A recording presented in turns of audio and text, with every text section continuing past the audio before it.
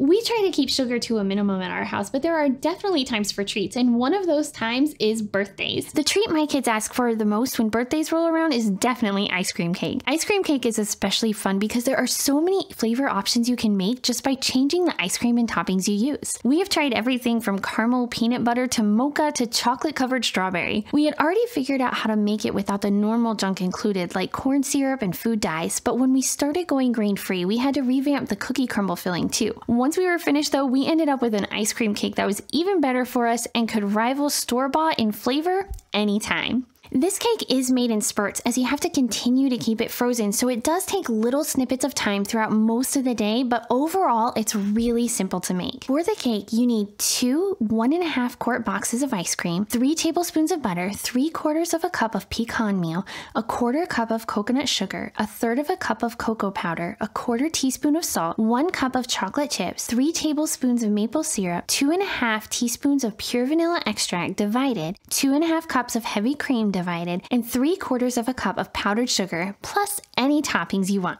Start by getting out your first box of ice cream and set a timer for 20 minutes to allow it to soften long enough that you can spread it. While it's softening, prepare an 8 or 9 inch springform pan by lining it with plastic wrap. Set your pan aside and prepare the cookie crumb layer. Preheat the oven to 350 degrees and line a cookie sheet with parchment paper. Melt the butter over the stove and then in a separate bowl, mix together the pecan meal, coconut sugar, cocoa powder, and salt. Add in the melted butter and mix until thoroughly combined. Spread the crumbs on the prepared pan and place in the preheated oven. Bake for about 15 to 20 minutes. You want them to look mostly dried out but not burned, so check them occasionally and toss around with a fork to create chunks. Once they're baked, remove from the oven and set aside. While your cookie crumbs are baking, your ice cream should become ready to use. Grab your prepared springform pan and spread the ice cream in the bottom of the pan, making sure to spread it all the way to the sides and getting it as smooth as you can. Place your pan into the freezer for 30 minutes to allow it to set. While the first layer is freezing, you can prepare your fudge layer by placing your chocolate chips, maple syrup, and 1 teaspoon of the vanilla into a heat-proof bowl. In a small saucepan, bring half a cup of the cream to a boil and pour it immediately over the chocolate chip mixture. Allow it to set for about 2 to 3 minutes and then whisk it until the chocolate chips melt and it becomes smooth. Occasionally, my chocolate chips just don't want to melt. If this happens to you, don't panic. Simply use your bowl like a double boiler, placing it over a pan of water and gently heat and whisk until they are all melted and smooth. Set this aside to cool.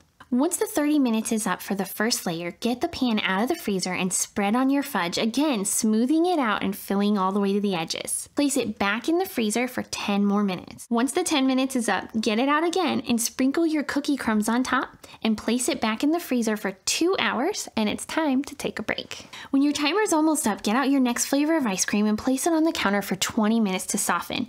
Once that's ready, get your cake back out and spread on the next layer of ice cream the same way you did the other layer.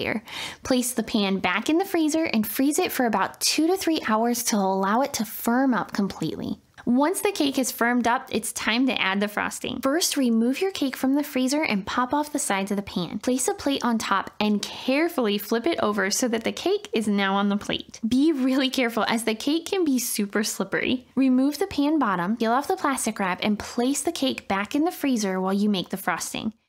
In a stand mixer or with a hand mixer, whip together the remaining 2 cups of cream, the powdered sugar, and the remaining 1.5 teaspoons of vanilla. You can also add in a couple tablespoons of cocoa powder if you want chocolate frosting. Beat until a stiff whipped cream forms. If you are making a fancy frosting design, you may find that you need to make 1.5 or 2 batches of your frosting so you have enough. Get your cake out of the freezer and frost it with the initial coat of whipped cream and then place it back in the freezer.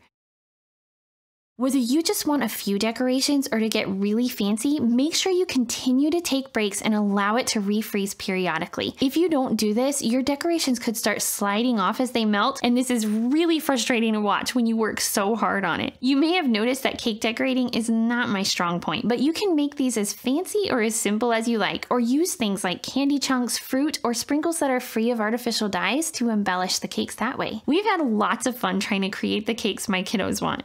Once you're finished decorating, place it back in the freezer for at least an hour so it can completely firm up. Now you can either cover it well with plastic wrap so it's ready when you need it, or dig right in.